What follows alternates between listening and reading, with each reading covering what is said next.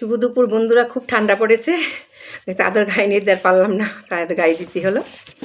সে এখন আমি অখণ্ড সংগীতা বা শ্রী শ্রী স্বামী স্বরূপানন্দ পরমহংসদেবের উপদেশ বাণী পাঠ করছি। সকল পরকে আপন করো।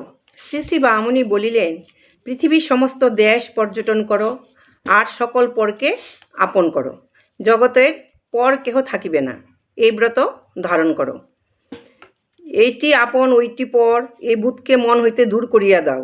বেদ বুদ্ধি বিবর্ধনের মন্ত্র আমি তোমাদিগকে দিয়াছি, তোমরা সেই মন্ত্রে সাধন করিয়া নিজেদের মধ্যে চুম্বকের আকর্ষণী শক্তি সৃষ্টি করো। সমগ্র ব্রহ্মাণ্ড তোমরা আপন করিবে, ইহাই তোমাদের পণ হোক। সকলকে আপন করিবার লক্ষ্যে জীবন পরিচালনা করো।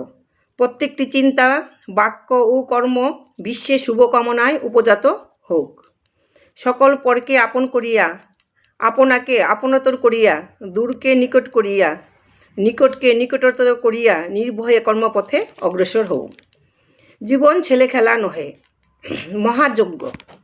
এই যজ্ঞে সর্বাপেক্ষা শ্রেষ্ঠ প্রয়োজন আত্মোৎসর্গ। আত্মসুখ কামনাকে যে বলি দিতে পারিবে, সেই জগতের শ্রেষ্ঠ সেবা করিবে। দুর্গম গিরি লঙ্ঘন করো, দুস্তর সমুদ্র উত্তীর্ণ হও, দুঃসহ মরুভূমির বিভীষিকাকে জয় করো। জগতের যত অসাধ্য সব কিছু সাধন করো। এই লক্ষ্য মাত্র একটি, সকল পরকে আপন করিতে হইবে। জয় গুরু, জয় গুরু।